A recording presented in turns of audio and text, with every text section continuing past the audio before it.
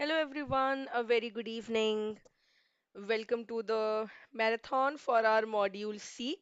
So, we'll be discussing the MCQs, case studies, most important questions from module C today. I hope the audio and video is fine, everything is okay, and we can start with the session. Quickly join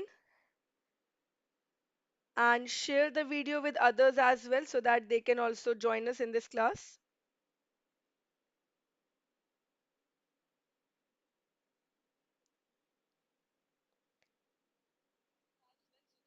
All of you, please try to be active, try to answer these questions. And doesn't matter if you get it right or wrong because these are just for your revision. Okay, so shall we start?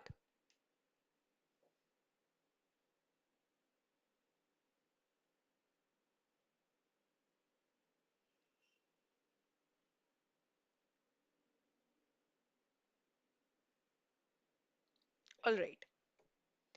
So here's the first question. Now, module C, like I said in the very beginning, is the most important module, and the units, acts that you have to study in module C, like the Surface Act, the IBC code, you have to study about the recovery of debts due to banks. Then the Legal Services Authorities Act, MSMED Act, all of these acts are important. All right, so let us start with the first question.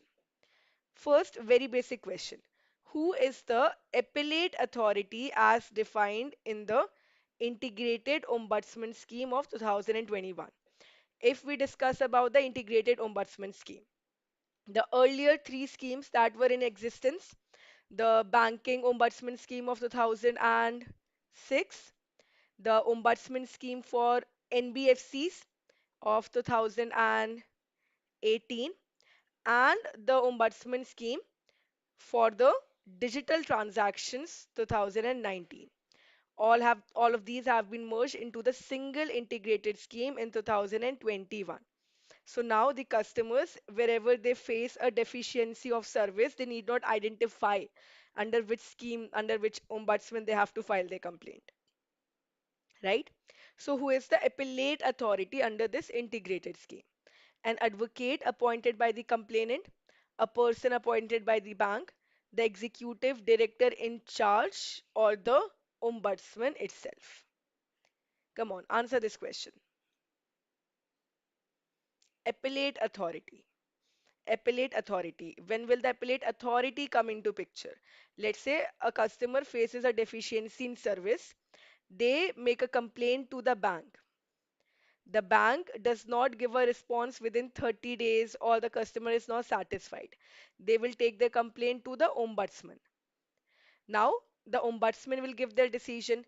If anyone, the complainant or the defendant, are not satisfied, they can further make an appeal to the appellate authority, and the appellate authority under the ombudsman scheme means the executive director in charge of the department of RBI, that is administering the scheme. So executive director in charge, the correct answer will be C. All right. Other important terms, the appellate authority secretariat, authorized representative. Now the customer, they can themselves make a complaint or they can themselves represent in a particular proceeding before the ombudsman, or they can appoint any other person. This is the authorized representative that should not be an advocate. So a person other than the advocate duly appointed and authorized in writing to represent the complainant. Award means the order that is given by the ombudsman. All right. Now let us move on to the next question. Under the clause 10 of the scheme, which of the following statements are correct regarding the circumstances where a complaint is non-maintainable? So earlier, when the schemes were not integrated, the ombudsman could reject the scheme and there were no provision as to give reasons as to why they're going to reject the scheme. But in the integrated scheme, already the customer knows which of the complaints are maintainable, which are not maintainable. So which of these are not maintainable? A complaint filed directly by an advocate on behalf of someone else is maintainable, provided it contains complete information. If a complainant receives no response from the regulated entity within 30 days of filing a grievance, they may approach the ombudsman within 1 year and 30 days from the original complaint date. The complaints involving grievances against the commercial decisions are outside the ombudsman's jurisdiction. A complaint will be held non-maintainable if it pertains to a dispute that is already pending before an arbitrator. If even if the complaint is abusive or frivolous, the ombudsman is bound to consider it provided other procedural conditions are satisfied. So, circumstances where a complaint is not maintainable are given in the clause 10.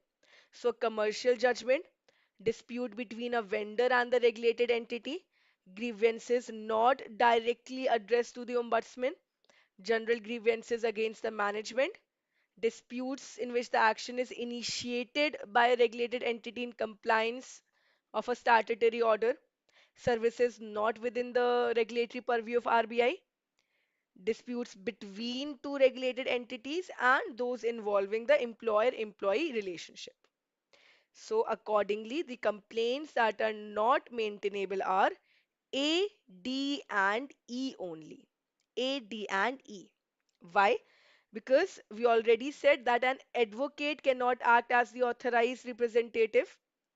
If a complaint is related to a dispute that is already made, that is directly it is not reaching the ombudsman, and if it is frivolous or abusive.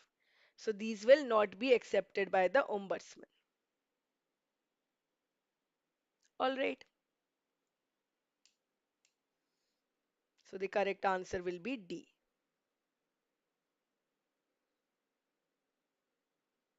Okay. Next. Who is responsible for the staffing and cost of the office of the ombudsman and the CRPC? So we have two options. Either I can file a complaint online through the portal of ombudsman, or I can send an electronic email or a physical letter to the CRPC. So who is responsible for the staffing and cost? The banks that are involved, the government, the Reserve Bank of India, or the customers who are filing the complaints.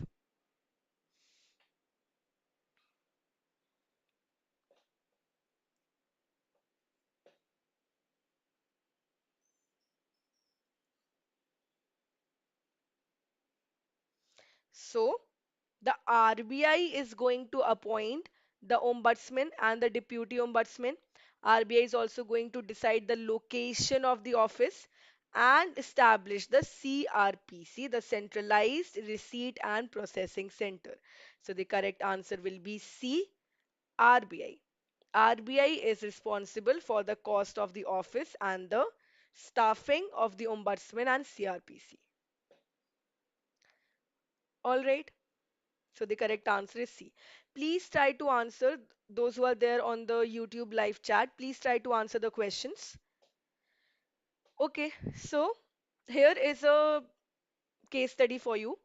Sanjeev, a small business owner, had issued with ABC Bank concerning a loan rejection.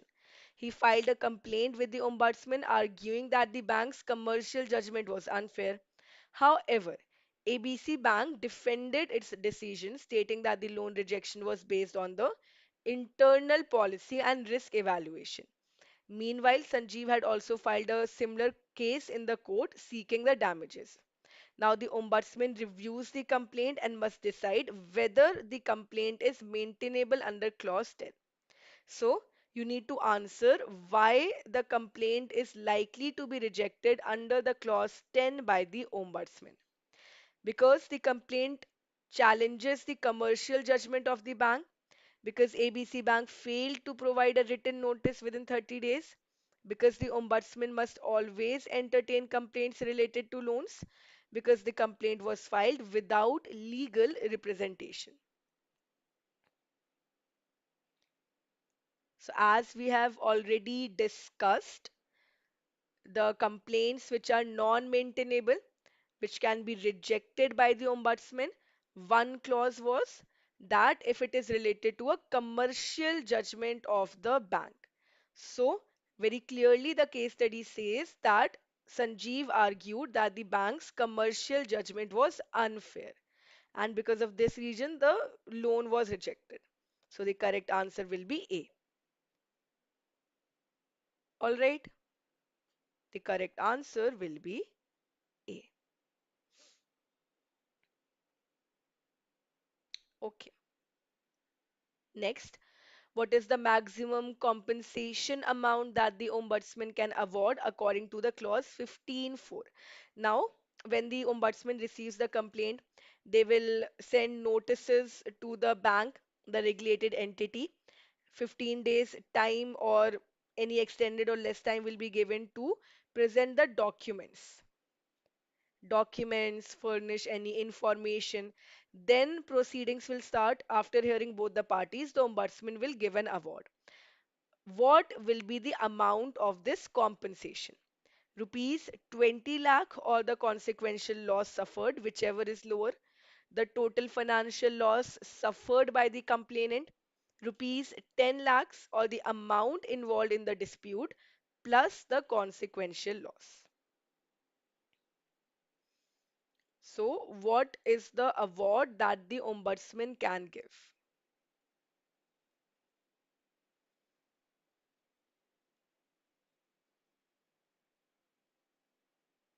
So, the ombudsman can pass an award directing payment by the way of compensation, an amount which is not more than the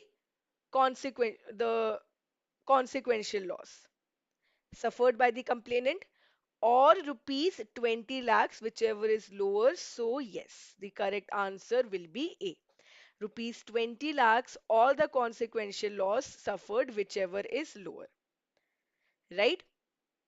And this compensation will be exclusive of the amount which was involved in the dispute. So, the amount involved in the dispute plus this compensation, either 20 lakh or the consequential loss, whatever is less. All right, so A. Okay. Which of the following statements correctly reflect the procedural features of the complaint resolution under the clause 14 of the Act? The Ombudsman is required to conduct the proceedings bound strictly by the Indian Evidence Act unless both the parties agree otherwise. Failure of a regulated entity to respond within a stipulated time may result in an ex parte decision against which it has no right of appeal. The complaint is deemed resolved only if a signed agreement is settled and submitted by both parties. The Ombudsman is empowered to infer the absence of relevant information if the regulated entity fails to document, and the written versions of the complaint must be submitted within 15 days with no provision for extension. All right. So, like we said, if the complaint is not rejected, the ombudsman will pass an award. There will be certain circumstances. Either the regulated entity will provide the information that has been asked. If, let's say, the regulated entity fails to perform the obligation or they fail to submit the information or document, then the ombudsman has the right to give a decision ex parte. Ex parte means only by hearing the side of the complainant. And when an ex parte decision is passed, now the regulated entity will have no right to make an appeal to the appellate tribunal against the award that is passed by the ombudsman. All right. Then we have already discussed about the compensation. When we are talking about the things that are to be followed, or the law that is to be followed, the ombudsman will take into account the principles of banking law and practice, right? Not the Indian Evidence Act, but the principles of banking law and practice. Also, The award will lapse and will be of no effect unless the complainant furnishes a letter of acceptance in full and final settlement of the claim concerned within 30 days. Right? So, yes, now the correct answer will become A, B and D only. B and D only. Right? So, B and D only are correct. And if we are talking about the complaint, whether it will be lapsed or not, only the regulated entity, the complainant will have to furnish a letter of acceptance, not the regulated entity. All right. And that too within 30 days from the date of the receipt, the regulated entity will have to comply with the award. Okay. So this is the procedure that will be followed. Next, which of the following changes were made to the micro, small, and medium enterprises definitions in the Gazette notification on 1st of June 2020? The investment limit for the medium enterprises increased to rupees 50 crore. The turnover limit for the medium enterprises increased to rupees 250 crore. The investment limit for the small units was increased to 1 crore. Or the turnover limit for the micro units was increased to 5 crore. So now this question is from the MSMED Act. Under the Atmanirbhar Bharat package in 2020, since the MSME Development Act came into force after 14 years, the definition was revised. The MSME definition was revised. The original definition, when it was revised according to the investment and turnover criteria, I will just write it down. We have the micro, small, and medium enterprises, investment, and turnover.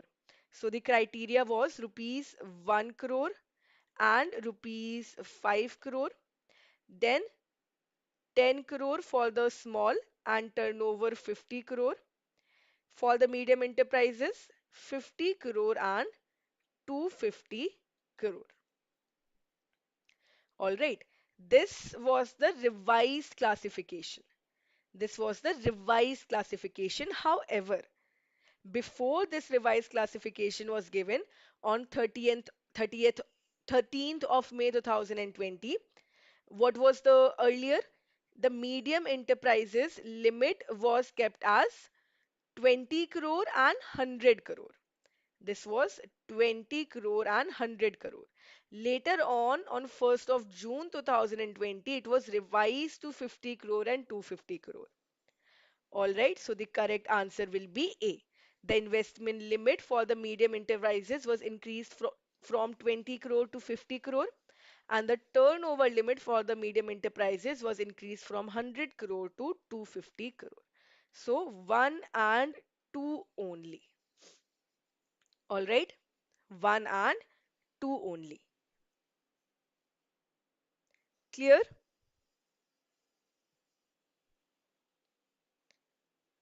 Yes. So please remember this classification. Whatever trick you want to use, I use the trick of multiplication. 1 crore multiplied by 5, 5 crore turnover. 10 crore multiplied by 5, 50 crore turnover. And 50 crore multiplied by 5, 250 crore. You can use whatever trick you want, but this table is important. Every time a question from the MSME definition is asked in the exam. Okay. Now, this case study that we had studied, we had answered before also. Second question based on it.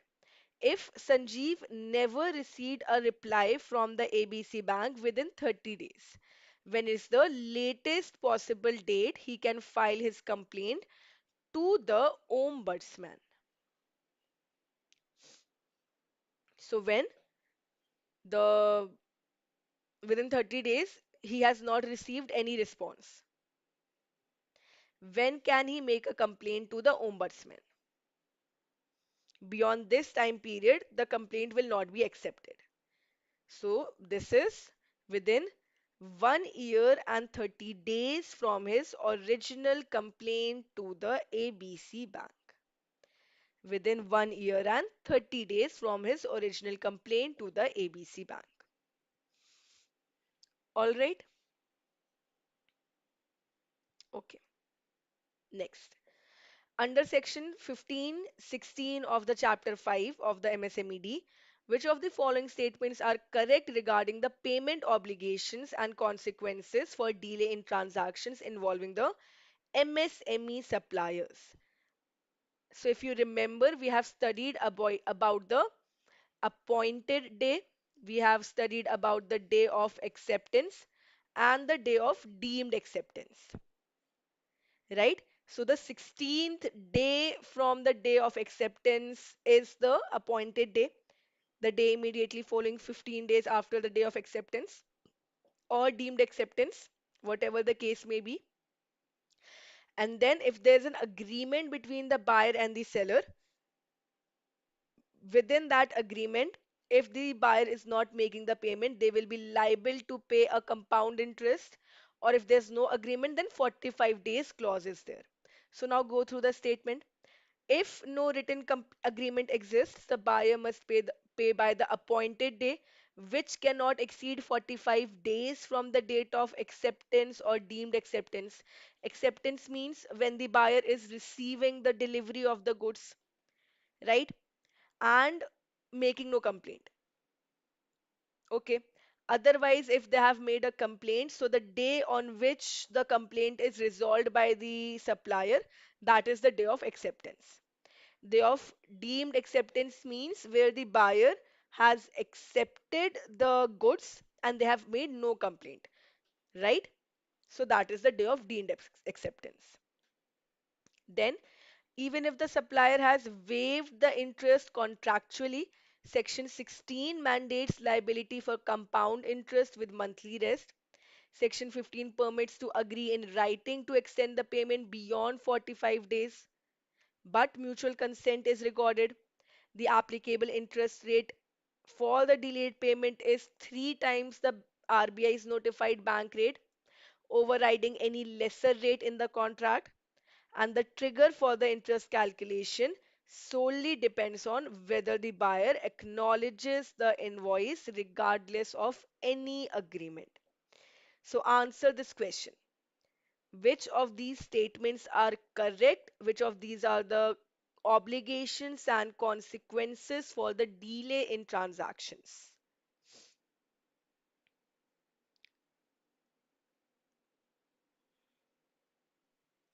So, statement A, if no written agreement exists, yes, within 45 days, the payment has to be made. Statement B, even if the supplier has waived the interest contractually, still they are liable for the compound interest with monthly rest. This is also true. And the applicable interest will be three times the bank rate, which will be paid at the compounded. This will be compounded interest at monthly rest. So A, B, and D. E is not correct, and C, yes, it is also not correct. The correct answer will be C, A, B, and D only. All right. So A, B, and D only is correct. All right. I hope there's no confusion here. So where the supplier supplies any goods or renders any services to the buyer shall make the payment on or before the date agreed between them. And if there's no agreement, then before the appointed day, which cannot be more than 45 days. And if they fail, then that they will be liable to pay the compound interest with monthly rest to the supplier from the appointed day, right? This will be three times of the bank rate notified by RBI, not less than that.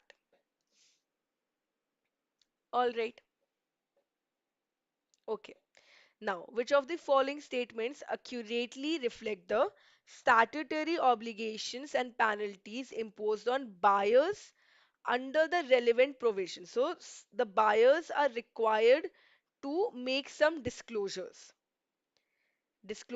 and penalty for the contravention.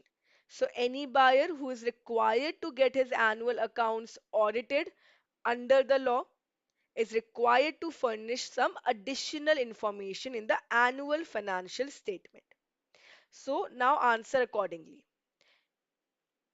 A buyer subject to the statutory audit must disclose in their financials the interest due but unpaid at the year end, along with any future interest that may remain unpaid in the future years. Disclosure is required only for the principal amount and payment.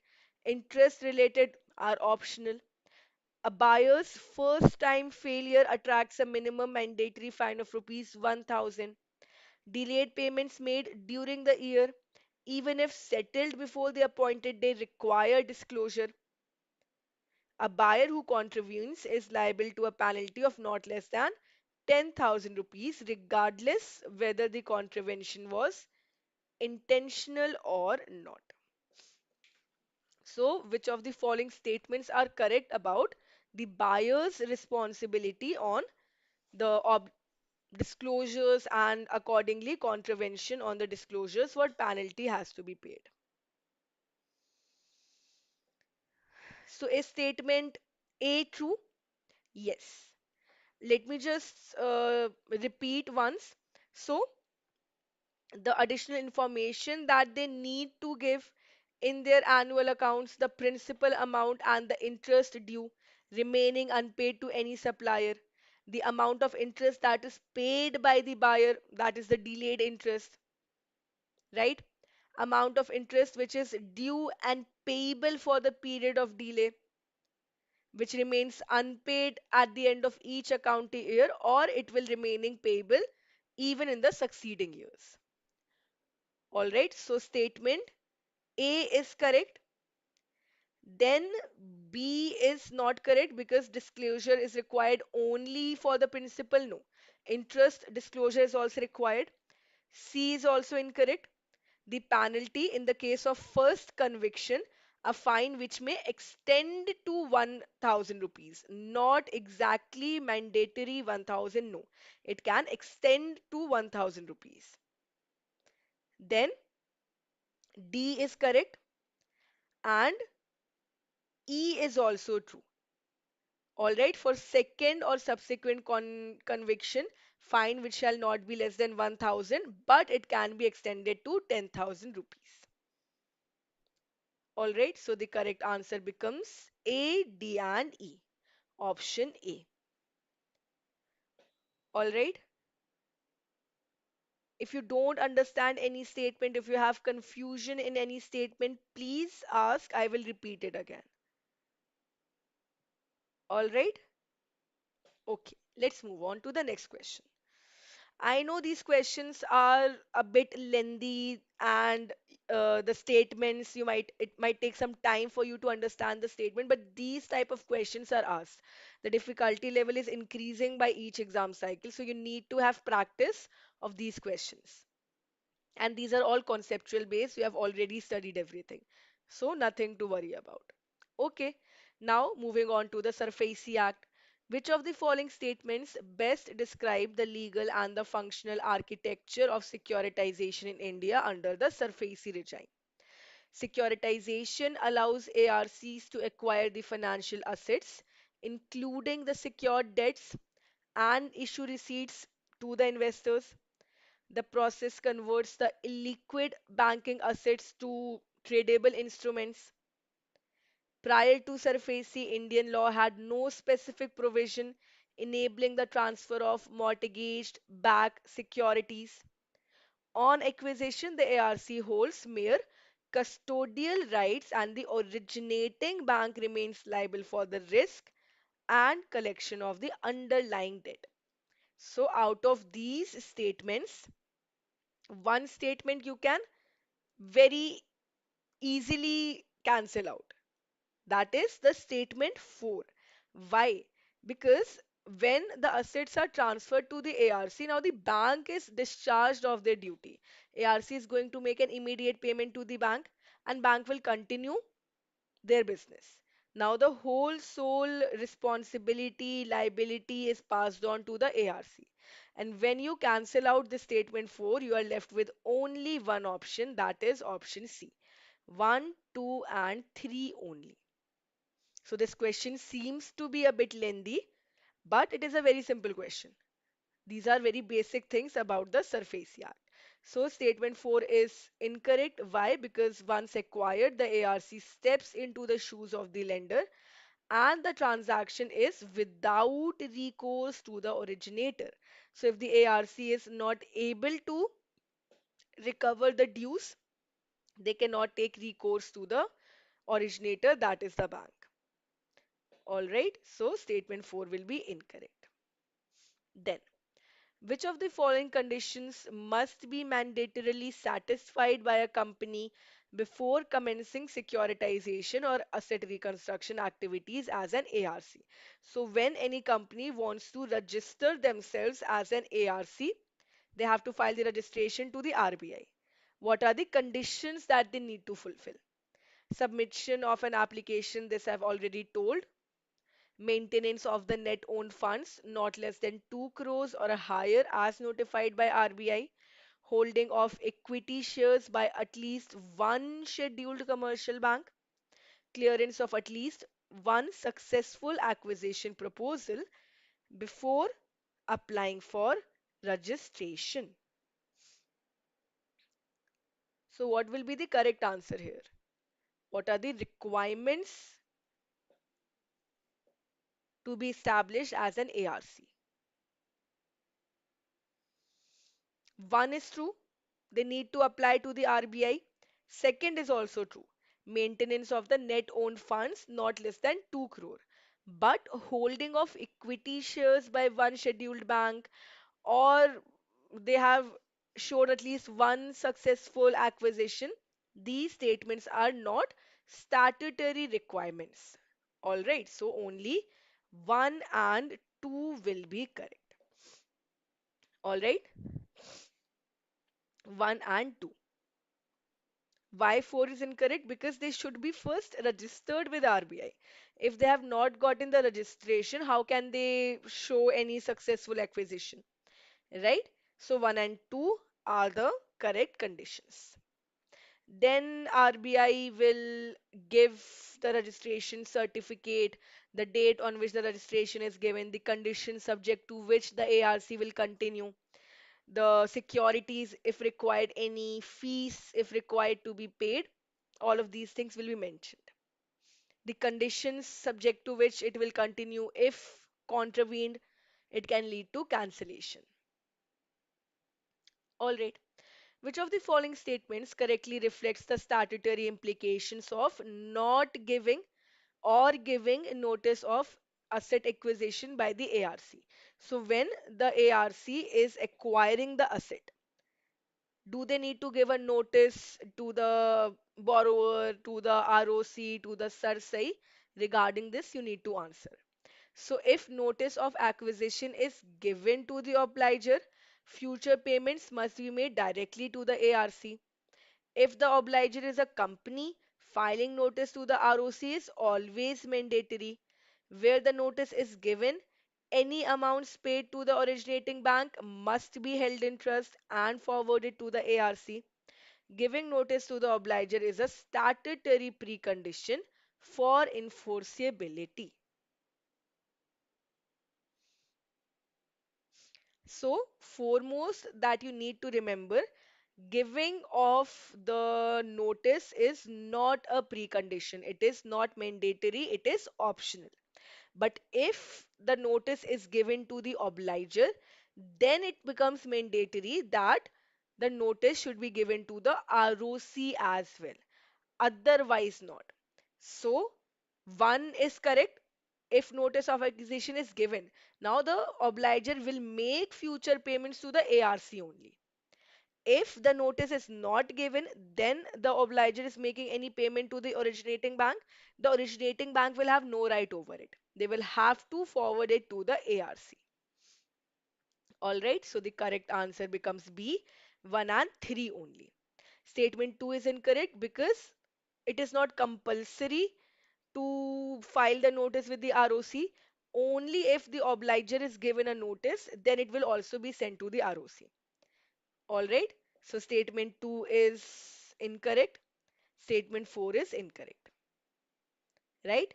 1 and 3 are correct. Okay. Which of the following combinations best capture the statutory and structural departure of the SARFAESI from the Transfer of Property Act 1882 and its treatment of the debt securities post the amendment? The SARFAESI Act overrides the requirement of court intervention under the Transfer of Property Act. This is correct, right? Under the Transfer of Property Act, the various mortgages, simple mortgage, equitable mortgage, everywhere it was important to get a court decree. A secured creditor can directly enforce security interest without court intervention, even in the non-English mortgage. This is there in the SARFAESI Act. So true. Post the September 2016 amendment, the requirement of NPA classification is waived off. Yes. Earlier, it was there that only the NPAs could be transferred to the ARC. Now, the banks, the financial institutions, they can even transfer the illiquid asset even though they are in the standard asset category. All right. So 1, 2, and 3 are correct. Statement 4 is the completely opposite of statement 3. So this becomes incorrect. Correct answer is option A, 1, 2, and 3. The 2016 amendment explicitly authorizes the debenture trustee to enforce the security interest without requiring the NPA classification. All right. So the correct answer is A, 1, 2, and 3. Okay. Which of the following are valid statutory measures that a secured creditor may adopt under the SARFAESI if the borrower fails to discharge the liabilities within the notice period? So, the borrower is given a notice period and they fail to discharge the liability. Now, what statutory measures can the secured creditor take? Taking possession of the secured assets and transfer by the way of sale, lease, or assignment. Take over the management of the secured asset, appoint a manager to oversee the assets, demand direct payment from third parties who owe money to the borrower. Yes, so what will be the correct answer? So, when the secured creditor themselves are initiating the SARFAESI Act without going to the ARC or without involving the DRT, they can they will first give a notice to the borrower that within 30 days or within 60 days please fulfill all your obligations. If you do not, then I will initiate the proceedings. If the borrower does not oblige, they can take possession of the secured asset, they can sell it off, they can take over the management of the secured asset, they can create a lien over it, appoint a manager to oversee the secured asset, and any person, a third party who owes money to the borrower, the bank will give them notice that you need to pay the money to me. And if the third party does not oblige, they will also be held guilty. All right, so all of the above are true. All of the above are the measures that the bank can take. All right, any doubts, any queries, any questions till here? I hope all the questions are clear.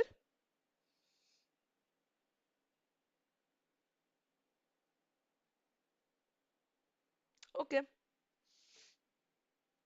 next question. With reference to enforcement and appropriation under the SARFAESI Act, which of the following statements are correct? Sale proceeds are first applied to the cost and preservation charges. Very important question. The waterfall arrangement. You should remember the sequence. Right. So the sale proceeds are first applied to the costs and preservation charges, next to the secured dues, and then to the other entitlements. Government dues such as taxes and cesses override the secured creditors' right in the waterfall distribution. In joint financial arrangements, possession can be enforced only with the consent from the secured creditors, representing not less than 60% of the total outstanding. If the borrower repays the entire dues and costs before the notified sale date, the creditor cannot proceed with the sale. I'm giving you time. Read the statements and answer the question.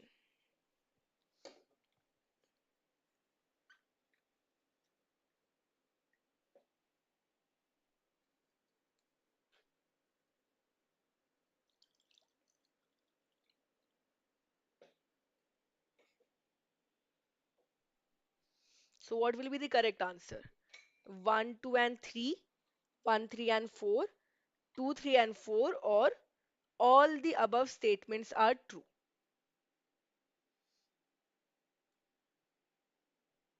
So, if you remember the waterfall arrangement, first the liquidation charges should be paid off, then the secured creditor will be paid.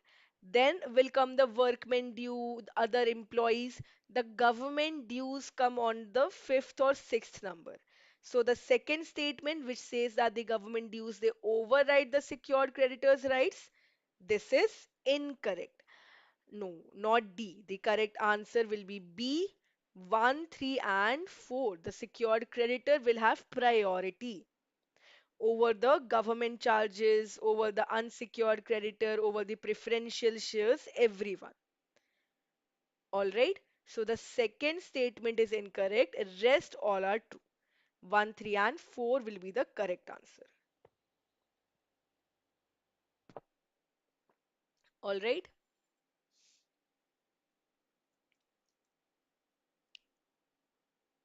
Okay. Which of the following statements are true regarding the appellate remedies under the SARFAESI Act and the related conditions? The appeal before the appellate tribunal must be filed within 30 days from the date of communication of the DRT's order. For filing the appeal, borrowers must pre-deposit 50% of the debt amount claimed. Tribunal may reduce it to 25%. Appeals may be entertained even against the consent orders passed by the DRT. If the DRT fails to dispose of the borrower's application, the borrower may directly approach the Supreme Court under Article 32. So, regarding the appeal made to the appellate tribunal.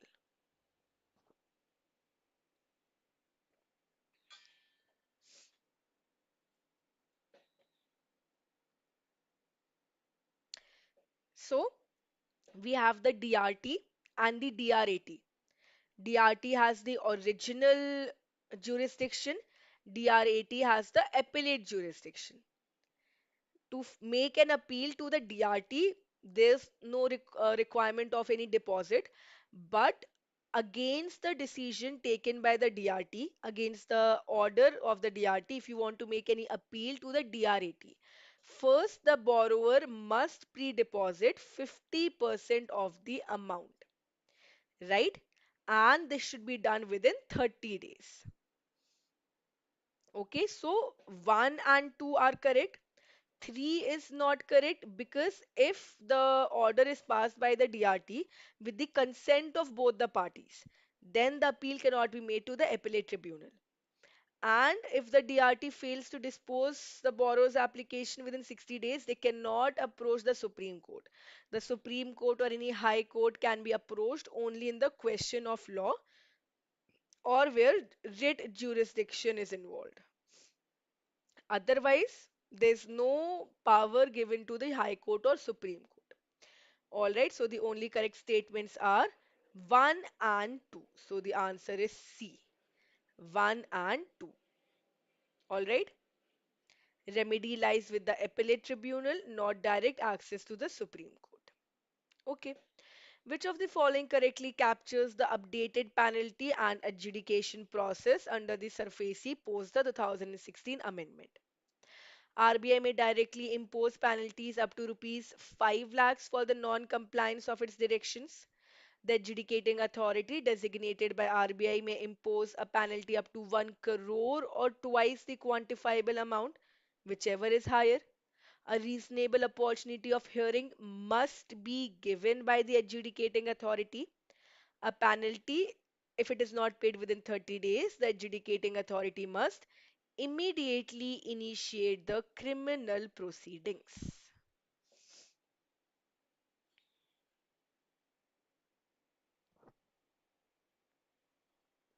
So the penalty of 5 lakhs was before the 2016 amendment.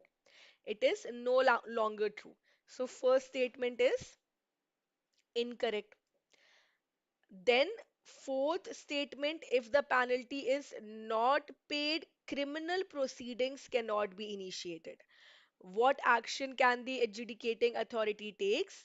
It will cancel the registration of ARC. So this is also incorrect. The only correct statements are 2 and 3. All right. The revised penalty up to 1 crore or twice the quantifiable amount, but a reasonable opportunity should be given to the parties before imposing any penalty. All right. Next question. In relation to the recovery and appellate remedies under section 30B to 30D of the SURFACE, which statements are correct? An appeal against cancellation must be filed. When RBI has decided to cancel the registration of the ARC, they have the right to make an appeal to the appellate tribunal, right? Then the appellate authority is a body of officers designated by the central board. You need to tell me who is the appellate body here against the decision of cancellation of registration. RBI may recover penalties by debiting the defaulter's current account or liquidating the securities held with RBI. The recovery of penalties is treated as recovery of public dues through the district magistrate.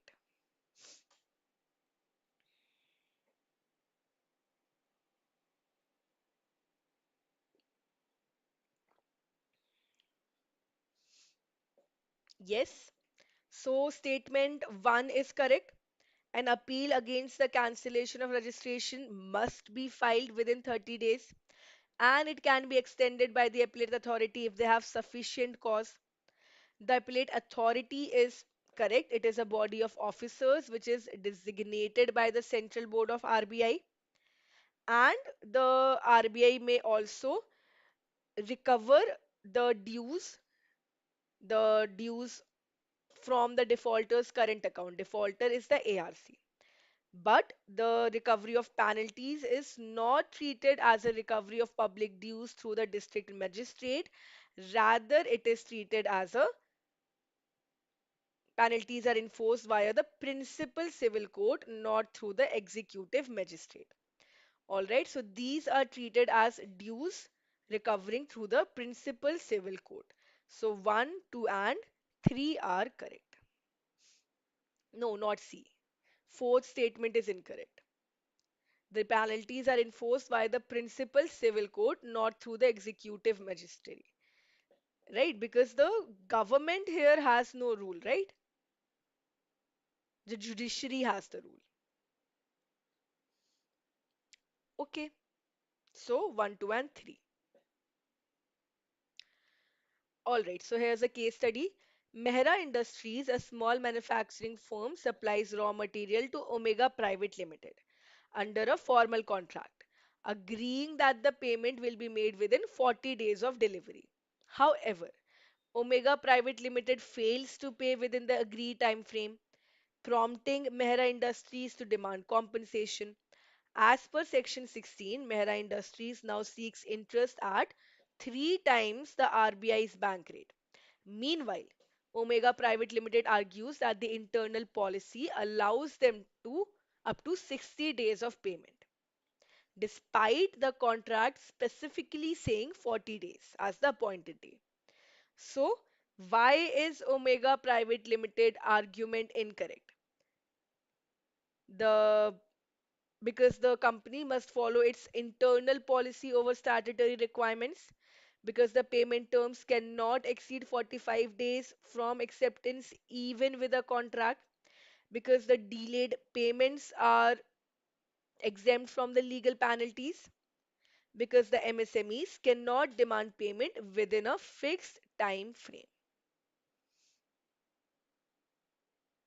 So, the appointed day will be either the time which is agreed between the supplier and the buyer, or it will be maximum 45 days. So, the correct answer will be B. So, this company is saying that we have 60 days of payment due to their internal policy. Incorrect, right? So, their argument is incorrect because the payment terms cannot exceed 45 days from acceptance, even with a contract. All right?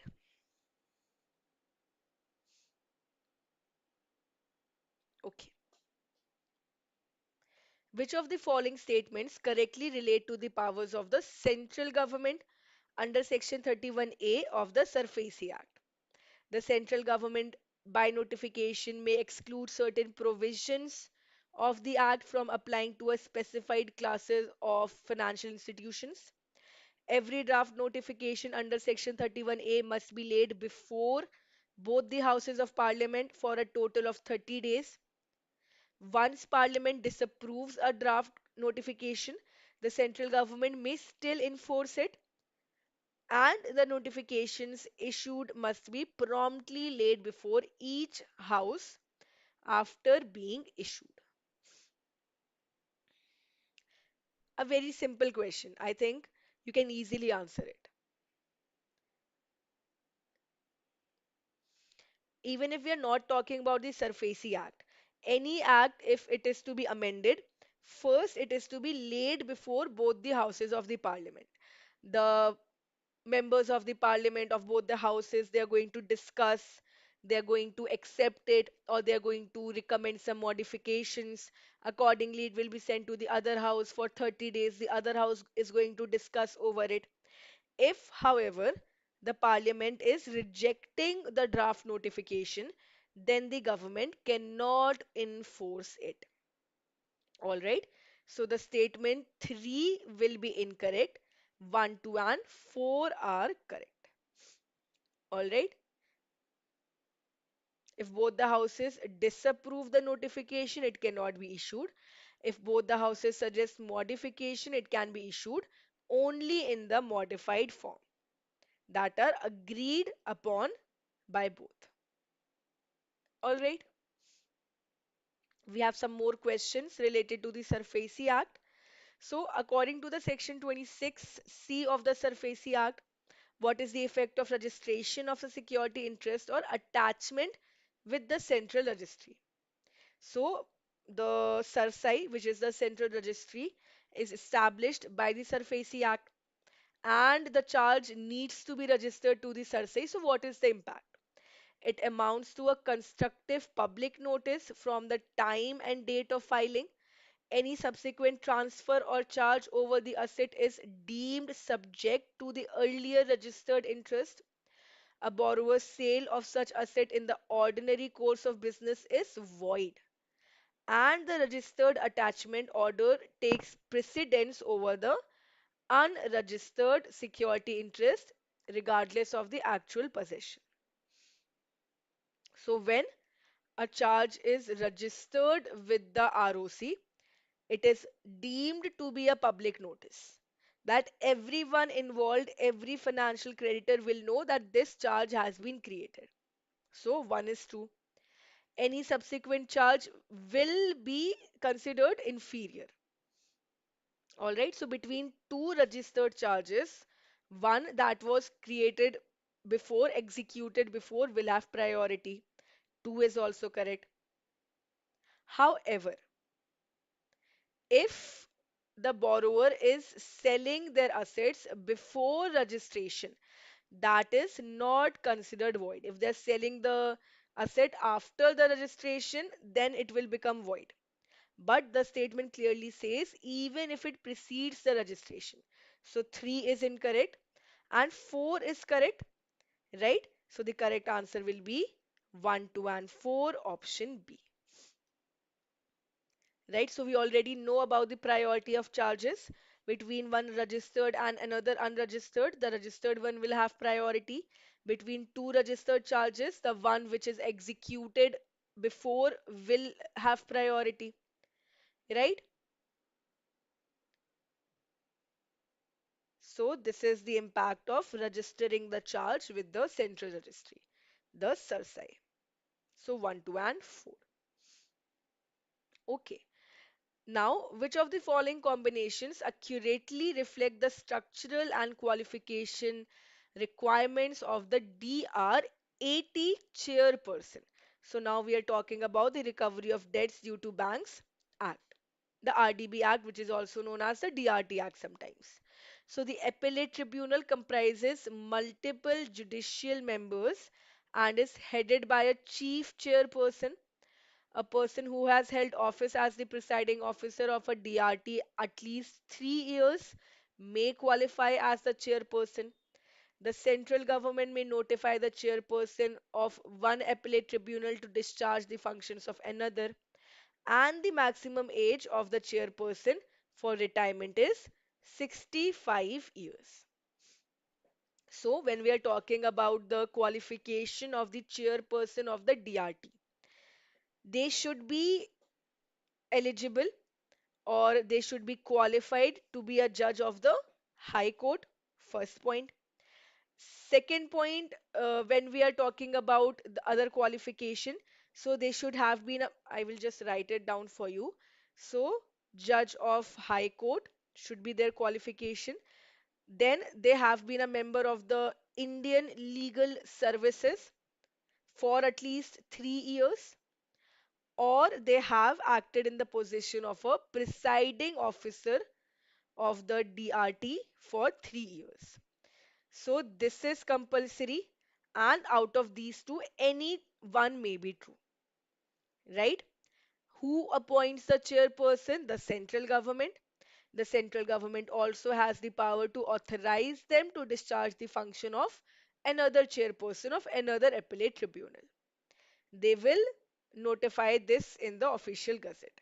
And the maximum age of retirement is not 65 years, it is 70 years. So the correct answer will be 1, no, the correct answer will be 2 and 3 only, right? 2 and 3 only. Please remember this qualification. Qualification of the chairperson of the DRAT, qualification of the presiding officer of the DRT. So DRT presiding officer, they should be eligible or qualified to be a judge of the district court, so a district judge. Other than that, their age of retirement is 65 years. And when we are talking about the tribunal, the DRAT will be comprised of only one person, that is the presiding officer. And other presiding officers can also help this presiding officer in executing the duties. But the statement says that multiple judicial members know. Okay, next. Which of the following statements correctly reflect the jurisdictional and procedural scope for the DRT? So the DRTs can adjudicate applications involving both domestic and foreign debt decrease of value 20 lakhs and above. DRTs can entertain applications under Part 3 of the IBC. The appellate tribunal must authorize circuit sittings in all metropolitan cities. The threshold monetary limit includes the interest as well as the principal component.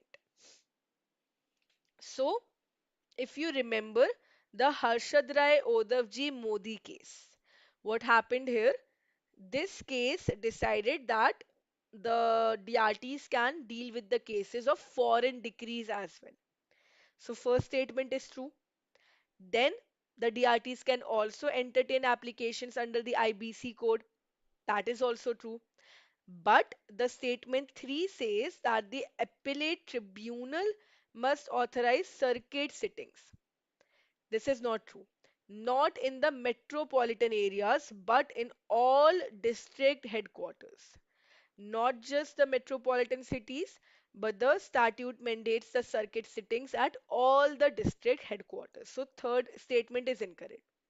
And the fourth statement is correct. All right, it includes both interest and principal components. So 1, 2, and 4. Statement 1, 2, and 4 will be true.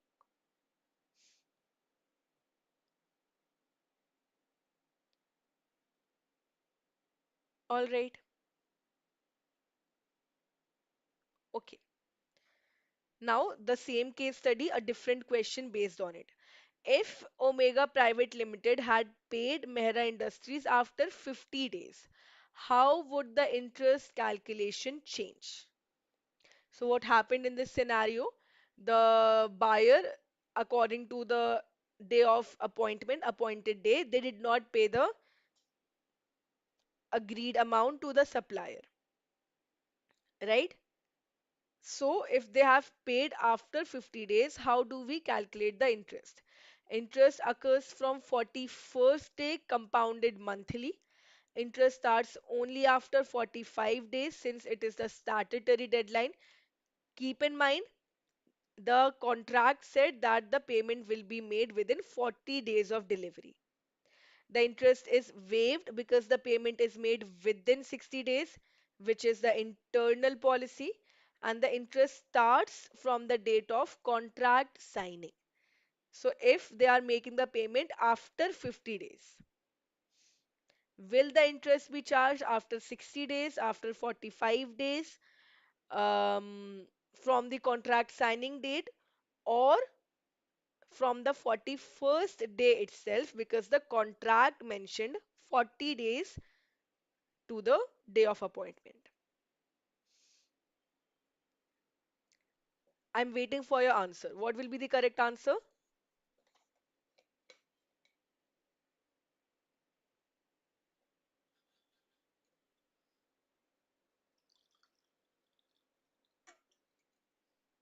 Come on, answer the question. I think you can easily answer it.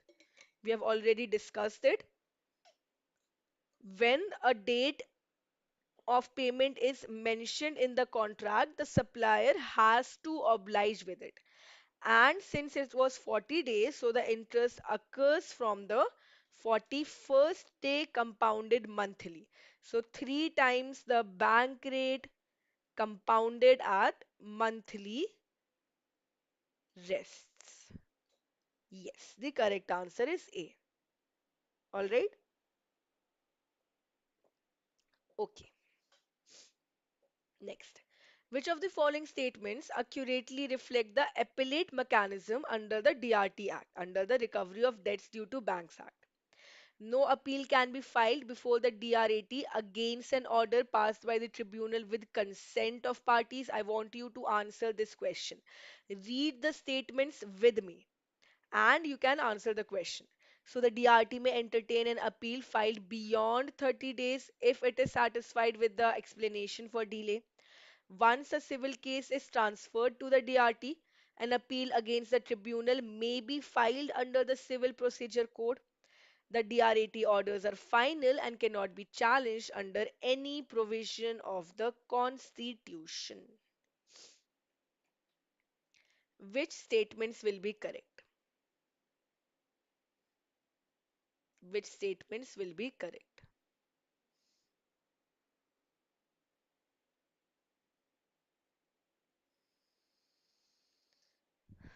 So this we have also covered before. If an order is passed by the DRT with the consent of both the parties, then no appeal can be made to the DRAT.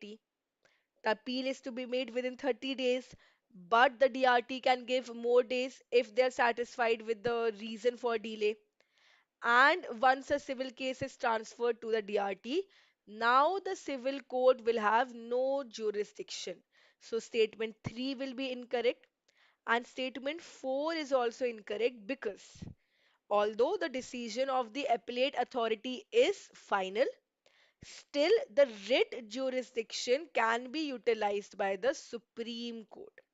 The writ jurisdiction, Article 32, 226, or 227 of the Constitution, they still give the right. All right, so the correct statements will be 1 and two only. One and two only. All right. And this was established in the Anamika case. Okay. Next. With reference to the section 21 of the DRT Act, which of the following are correct regarding the pre-deposit requirements of filing an appeal? Similar question we have already answered, right? A minimum deposit of 50% of the determined debt is mandatory to be deposited before making an appeal to the DRAT. Yes, this is true. The appellate tribunal may reduce this amount to 10%. No, it can be reduced to 25% on request. If the pre-deposit is not fulfilled, the appeal becomes non-maintainable. Yes, it is mandatory. And the deposit condition is aimed at preventing delay tactics so that the defaulters are not just willfully trying to delay the proceedings. So the correct answer will be 1, 3, and 4. Earlier in the DRT Act, there was also a provision that even when you want to make an appeal to the DRT, then also you need to submit 75% of the amount. But this has been removed. All right. So this was there in this was discussed in the Mardia Chemicals versus Union of India, right? The constitutional validity of the Surface Act or the DRT, wherever the DRT has the power. So there was a section 17 subsection 2 under the act which stated that when a lender wants to take action of taking possession, the borrower can file an appeal to the DRT, but they have to submit 75% of the amount claimed by the lender. The Supreme Court declared this condition to be unconstitutional, violative of Article 14, right to equality. All right, so then the act was amended, and this section 17, the mandatory requirement of 75% of the amount to be deposited has been removed. But if you want to make an appeal to the DRAT, then you have to deposit 50% of the amount, or it can be reduced to 25%. All right, so do not get confused here.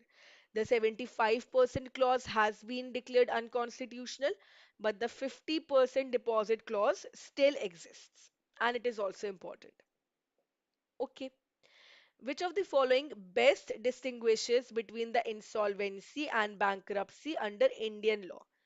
So I hope you remember the definition of insolvency and bankruptcy that we have studied yesterday. Insolvency refers to the legal status of inability to repay debts, while bankruptcy necessarily implies criminal wrongdoing in debt default. Criminal wrongdoing might mean diverting the funds or siphoning off the funds, willful default. Bankruptcy is the legal procedure or declaration following insolvency, whereas insolvency is a financial condition of inability to repay the debts. Insolvency occurs only in relation to individuals, while bankruptcy applies exclusively to the corporate debtors, that are the companies. Bankruptcy and insolvency are synonymous and they are used interchangeably under the code. So, can you tell me the difference between insolvency and bankruptcy?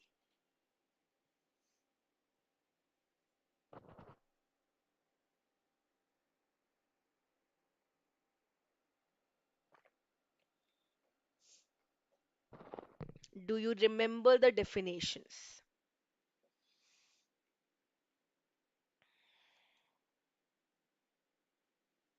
So, insolvency applies to both individual and corporate person, where the individual or organization is unable to meet its outstanding financial debt and they become due. It can be resolved by changing the repayment plan or writing off a part of the debt. If it cannot be resolved, then a legal action can be taken against the insolvent. But bankruptcy, basically, insolvency is a state where they're unable to repay the debt. Bankruptcy is a legal declaration voluntarily by the debtor or by the creditor. So when the person voluntarily declares themselves to be insolvent, then that is known as bankruptcy. All right. So the correct answer will be two only. Right. One is incorrect. Opposite is true. Three is also incorrect. It relates to both individuals and corporate debtors. And under the IBC code, these are not used synonymously. They are distinctively defined under the Act. So the correct answer should be yes. The correct answer is B, two only. All right. Insolvency is a financial state. Bankruptcy is a legal declaration.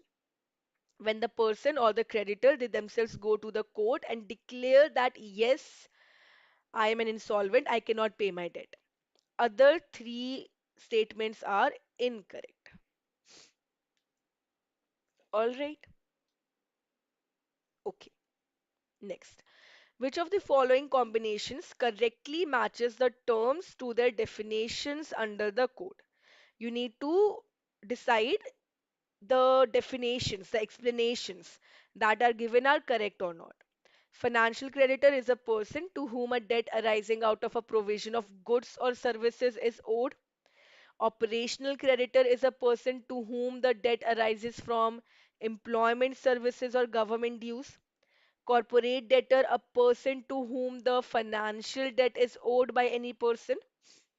Financial debt, a debt disbursed for the consideration of time value of money, including interest. So, which statements are correct?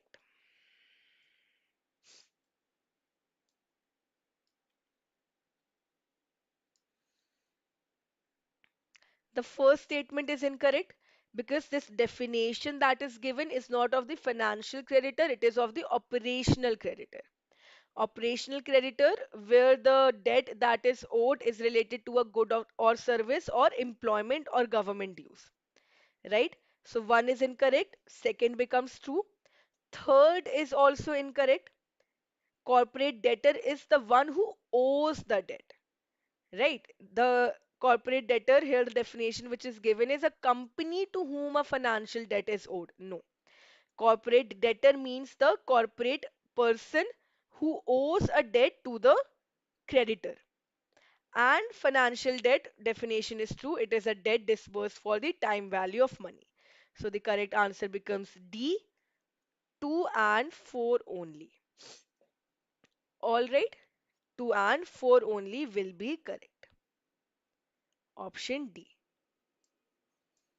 I hope you will remember all of these terms, all the questions that are here in this PDF. These are the topics that have already been asked by the institute in the last two or three exam cycles. All right. So please remember all of these terminologies. Okay. Which of the following statements correctly reflects the role and regulatory framework of insolvency professionals and the information utility? So there are pillars of the IBC code. If you remember, the pillars, four pillars are there: insolvency professionals, information utilities, adjudicating authorities, and the IBBI, the Insolvency and Bankruptcy Board of India. So you need to tell me which of the following are true regarding the responsibilities of the insolvency professionals and the information utilities. The insolvency professionals must be enrolled with an insolvency professional agency and they must qualify the limited insolvency examination for registration with IBBI. The insolvency professional agencies are tasked with the adjudicating disputes. Information utilities are responsible for authenticating and storing the credit data. And the limited insolvency exam is governed by IBBI, Insolvency Professionals Regulations of 2016. So, which of the following are true regarding the pillars of the IBC, of the Insolvency and Bankruptcy Code?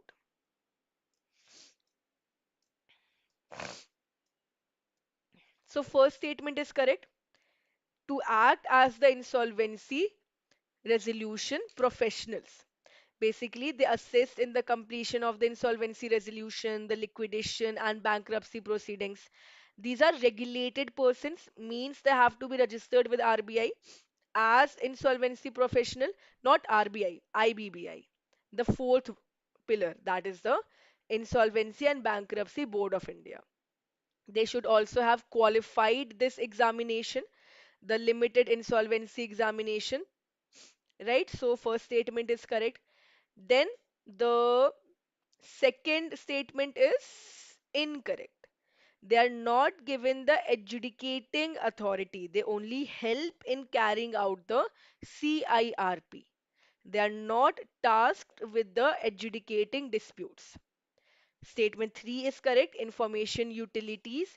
They would collect, authenticate, disseminate financial information, eliminating delays and disputes. Adjudicating authorities are the third pillar. What are the adjudicating authorities? We have the DRT, NCLT, DRAT, and NCLAT.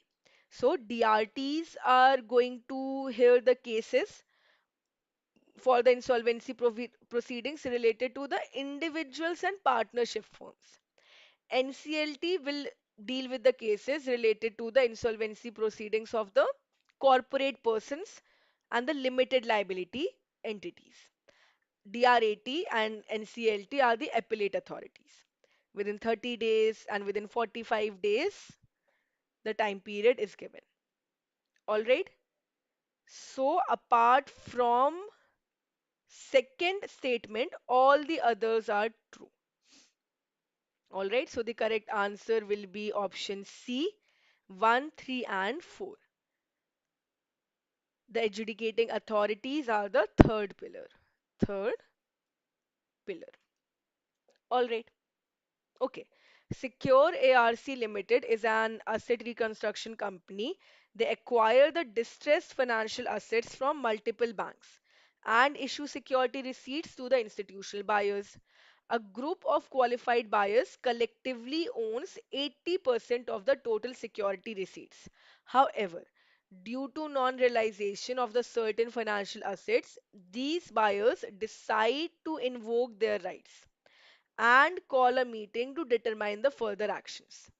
Meanwhile, an individual investor also attempts to purchase the security receipts, arguing that the ARC should allow public investment. Since qualified buyers collectively hold more than 75% of the security receipts, what action are they entitled to take?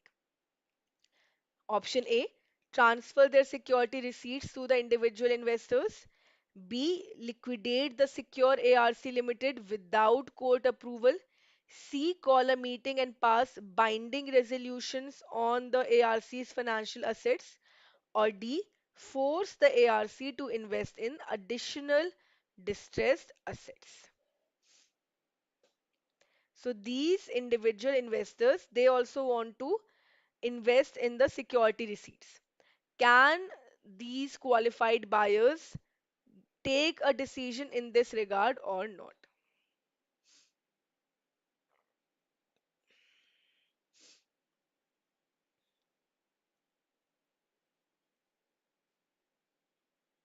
So, no, right? The powers which are given to the qualified buyers, according to those powers, they can call a meeting and pass binding resolutions on the financial assets of the ARC. They cannot transfer their security receipts to the individual investors. They cannot liquidate the ARC without court approval, nor can they force the ARC to invest in additional assets. They can only pass a binding resolution. Binding resolution means now the ARCs will have to follow whatever decision is taken by these qualified institutional buyers. All right. Okay. Which of the following statements accurately describe the procedural framework for the initiation of a corporate insolvency resolution plan by a financial creditor?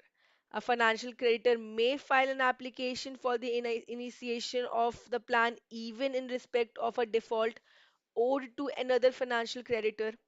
For allottees in a real estate project, a minimum 100 allottees or 10%, whichever is higher, must file the application jointly. An application filed prior to the 2020 amendment must be modified to comply with the joint filing requirement within 30 days. And the plan process begins from the date of filing the application before the adjudicating authority.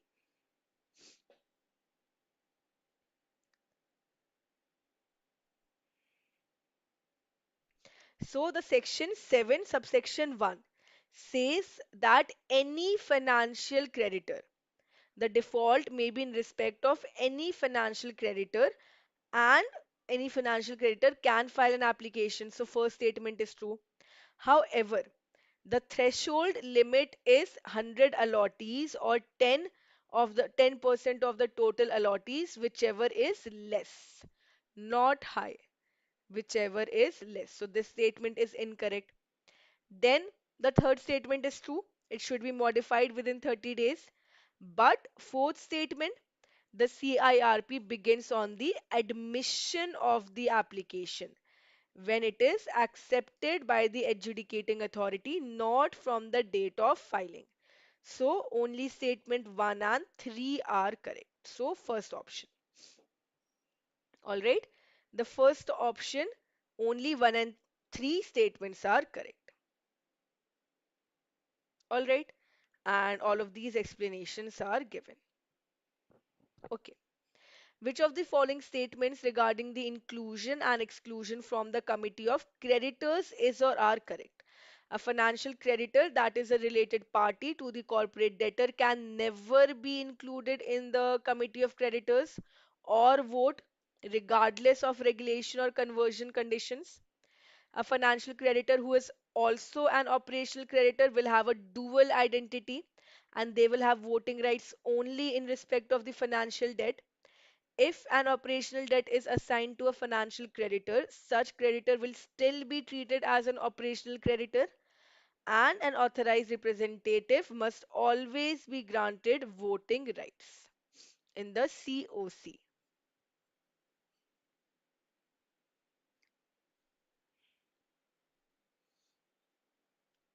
So, regarding the committee of creditors, which of the following statements are correct?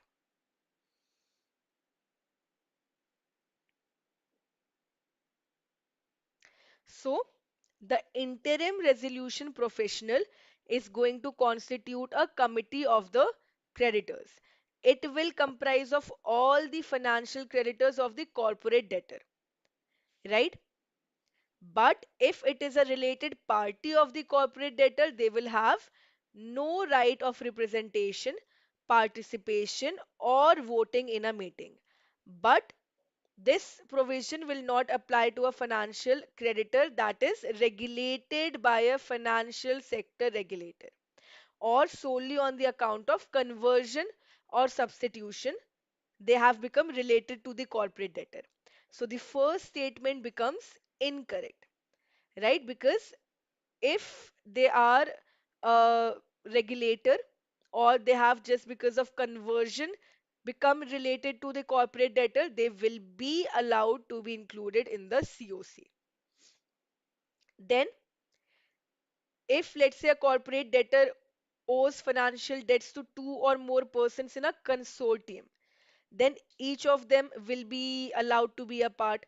When a person is a financial creditor as well as an operational debtor, then the extent of financial debts that are owed to the creditor, they will have voting share proportionate to it. All right.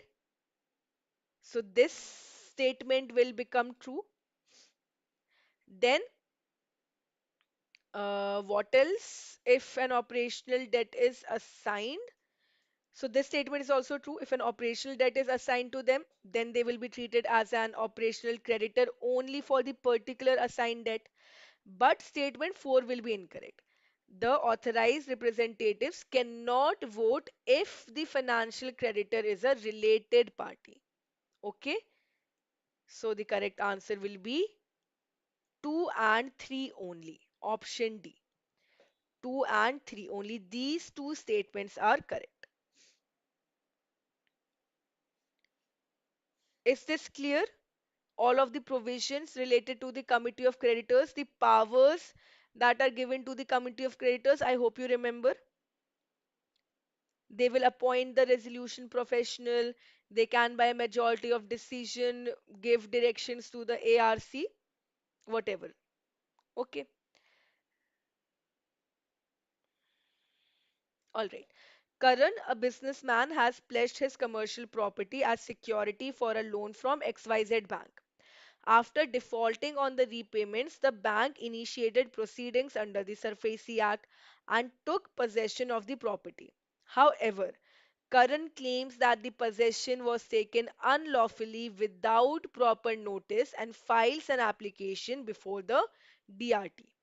Meanwhile, Mehta Enterprises, who is a tenant in the Karan's commercial property, also files a separate application, arguing that their lease rights remain valid. The DRT they must now evaluate both the claims. So, if the DRT finds XYZ Bank's possession unlawful, what corrective action can it take? They can order Current to repay the loan immediately, require XYZ Bank to issue a revised notice, restore possession to Current, and declare the action invalid. Dismiss the case because the secured creditors always have priority. So, very simple question. The case study clearly says that unlawfully the possession was taken and the tenants also have valid lease right. So they will restore the possession to Karan and declare the action invalid. Why? Because giving notice to the borrower is important. Alright, if without giving notice to the borrower under the SARFAESI Act, they're taking the possession, this will be considered as unlawful. Okay, same situation. Under what condition can the DRT reject the claim of Mehta Enterprises? If the lease is more than 5 years, if the lease is registered only with the borrower, not the bank, if Mehta Enterprises agrees to a new rental contract, if the lease was created after the bank's default notice. So, in which conditions the DRT can reject the application made by Mehta Enterprises, that they have the tenancy rights. So if the lease was created after the bank had given the default notice, only then they can reject the claim. Otherwise, they will have to evaluate it. They will have to take the claim into consideration. Okay. Consider the following order of the claims in liquidation. Identify which of these pairs are correctly ranked under the waterfall mechanism. The waterfall mechanism, which is very important. Wages and unpaid dues to the employees for 12 months rank above the dues to unsecured financial creditors. Dues to the government rank above debts owed to the secured creditors who enforce their security outside the estate. Dues to the workmen for the 24 months preceding insolvency rank above resolution and liquidation costs. Preference shareholders are ranked below the equity shareholders.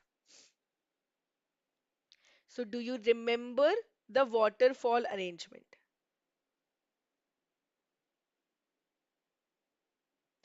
In the waterfall arrangement, first the insolvency resolution costs and the liquidation costs are paid off. Then the workmen dues, that is 24 months preceding before the commencement, as well as the debts to the secured creditor. Both are paid on the second step. Then in the third step, wages that are unpaid due to the employees, due to the employees for 12 months before the commencement of the liquidation. Then comes the financial debts to the unsecured creditors. Then the debts due to the government are on the fifth number. On the sixth, any other remaining debts are paid. Seventh number, we have the preferential shareholders. And last, we have the equity shareholders. On the eighth number, we have the equity shareholders. So this is the waterfall arrangement. Now you can simply answer the question. The correct answer will be A. So the wages and unpaid dues to the employees for 12 months rank above the dues due to the unsecured financial creditors. True. The dues to the government rank above the debts due to the secured creditors who enforce their security outside the state. Right? The secured creditors who have relinquished their security interest, they are paid in the second number. Other than that are paid over here. And then the dues to workmen for the 24 months preceding the insolvency rank after resolution and liquidation cost. This is not true. And the preference shareholders are ranked below the equity shareholders. This will also not be true. They are placed before the equity shareholders. All right, so the correct answer will be 1 and 2 only. 1 and 2 only. Okay, next. Consider the following in light of section 22 and 23 of the code. The committee of creditors must hold its first meeting within 7 days of its constitution. The resolution professionals takes charge of the managing operations of the corporate debtor once confirmed. If the COC fails to reach a 66% vote of appointing the resolution professional, the interim resolution professional automatically becomes the resolution professional. And statement 4, the resolution professional, once confirmed, must continue to manage the CIRP until the resolution plan is approved or liquidation is ordered. So, first statement, once the committee of creditors is appointed, yes, within 7 days, within 1 week, they will have to hold a meeting, and they will also have to decide whether they want the same interim resolution professional to continue or they want to appoint a new person. Both their consent is also important. If they are not able to appoint the resolution professional, that is a vote of less than 66% is received, then what will happen?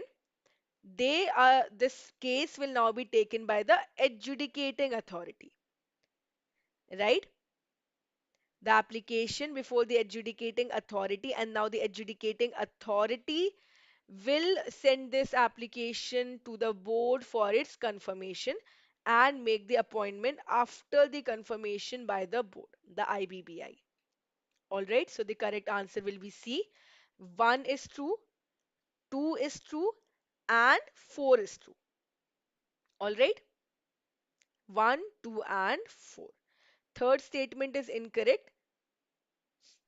Okay, if the interim resolution professional or any other new person is not appointed by majority, then the decision will be taken by the adjudicating authority. Let us do some more questions and then we will end the session. So XYZ Limited avails a loan from Secure Finance Bank by mortgaging its commercial property. Due to financial difficulties, this company fails to make the timely repayments and its loan account is classified as NPA. Exercising its rights under the SARFAESI Act, the bank issues a statutory notice demanding payment within 60 days. However, XYZ Limited tries to sell the mortgage property to a third party to avoid the enforcement. Upon discovering this, the bank invokes to take possession of the secured asset. Meanwhile, another borrower defaulted on the debenture-based loan, but its loan was never classified as NPA. So, How long does XYZ Limited have to repay before the secure finance bank can enforce the security? That is, they can take the possession and sell off the property.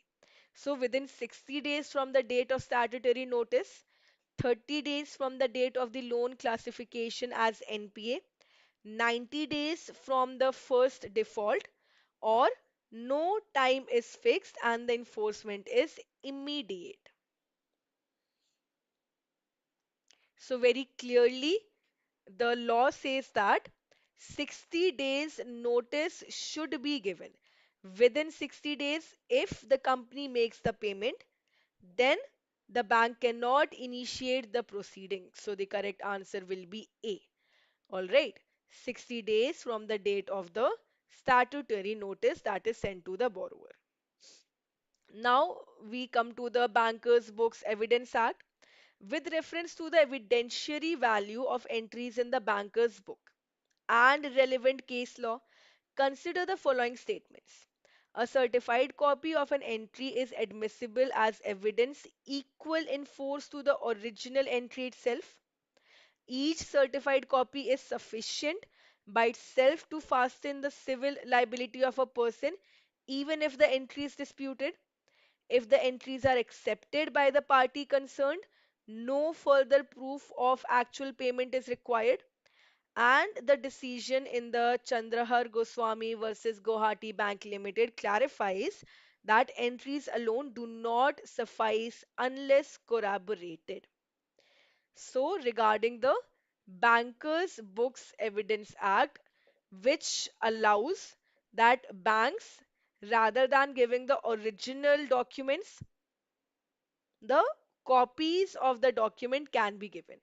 So, the ledgers, day book, the cash books, account books, all the recorded data in the ordinary business of bank, whether they are stored in the written form or a microfilm, magnetic tape, any other electronic data. A certified copy means a true copy of the entry that is contained, the original one is contained in the ordinary books of the bank, right? So, what will be the correct answer? Yes, the correct answer will be 1, 3, and 4, right? 1, 3, and 4. So, statement 2 is incorrect. Why? Because in this case, the Supreme Court held that mere entries are insufficient unless they are corroborated or accepted. All the other statements are true. All right. Also, the banks cannot be forced to produce any copy where any original document where the copy is sufficient. All right. So 1, 3, and 4. Okay, which of the following are mandatory to accompany the computer generated printouts from the banker's books to qualify as admissible evidence? So, when we are giving the proof as the computer generated printout, the originals are maintained on the computer and we are giving the printout as the evidence. So, along with it, do we need to give a certificate from the principal accountant or manager confirming that the printout represents the entry? A certificate from the person in charge of the computer system detailing the safeguards and system particulars? Affidavit from the bank's legal officer confirming the contents match the ledgers? Declaration of the system integrity, data retrieval protocols, and control mechanisms by the IT auditor. So, what is required? What is required along with the computer generated printouts?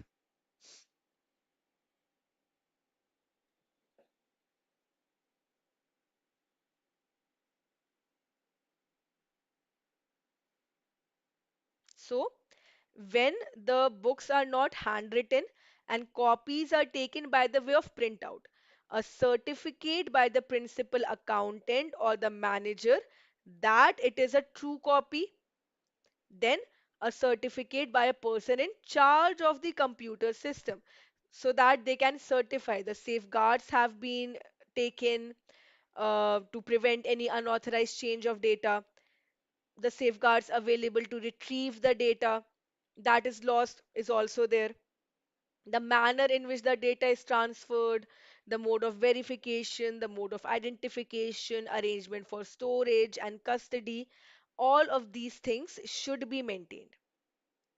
However, affidavit is not required. Affidavit from the bank's legal officer confirming the contents, no. The certificate from the manager or the principal accountant and a certificate by the in charge of the computer system. This is enough. All right, affidavit or declaration is not required. So the correct answer will be D. Okay, only 1 and 2. Only 1 and 2. Right? Next. In a civil suit, which of the following statements accurately capture the evidentiary protocol regarding the production and inspection of the banker's books where the bank is not a party to the proceeding? So this means that the bank's accounts are not directly disputed. What will be the bank's liability? A bank officer is legally compellable to produce the original books in every case, subject to the court's direction. If certified copies are produced, no bank officer can be summoned to prove the underlying transaction unless a special cause is recorded. Parties to the suit may apply to inspect the original entities, but the court may allow this with or without summoning the bank. A bank may object to the production of the certified entities and request to show the cause prior to complying with the court order. So, out of these, only the first statement will be incorrect. The bank officers cannot be compelled unless it is actually ordered by the court for a special cause. What is the special cause? When the statement or the document itself is disputed. All right. So, in a proceeding where the bank is not a party, no officer of a bank shall be compellable to produce any books or contents which can be proved by the way of certified copies. All right. Similarly, the officer cannot be called as witness to prove the matters or the transactions. But in a special cause, the court may order. Otherwise, they're not compellable. Let us do one more question and then we will end the session. So C is correct. 2, 3 and 4. Okay. Which of the following are true regarding the cost and evidentiary burdens in the proceedings involving the banker's books? The Delhi High Court held that the production of the original document should not be insisted upon unless the documents are disputed. The cost of applications may be under the Act lie at the discretion of the court and may be imposed on the bank if it causes procedural delays. Orders for the cost passed under the Section 7 may only be executed by the court that originally passed the order. A certified copy of the bank entry will lose its evidentiary admissibility unless supported by a oral testimony from a bank official. So, first statement we just now said that the production of original documents should not be insisted unless the documents itself are disputed. This is true. The cost of application will lie at the discretion of the court. This is also true. However, the executing court can be any court of civil jurisdiction, not just the one that passed the order. So, any civil court can give this order, right? The order for cost. And the fourth statement, the it actually it is allowed that certified copies will stand in place of oral evidence unless challenged. So certified copy should not always be supported by oral testimony. So only 1 and 2 will be correct. All right. So we have around 30-40 questions more in this PDF. I will upload the PDF once the class is over, and you can use the PDF for your own revision. The correct answers, explanation, everything is given along with the answers itself, like this. All right. So that is all for today. I will be ending this session now. Please like the video and comment down below if you have any doubts, any queries. After 15 minutes, we are going to meet in the capsule batch. All right. And we are going to complete our module D. So that is all from my side. Thank you so much for attending the session. I hope all the questions were clear. So, okay. So thank you so much and all the best.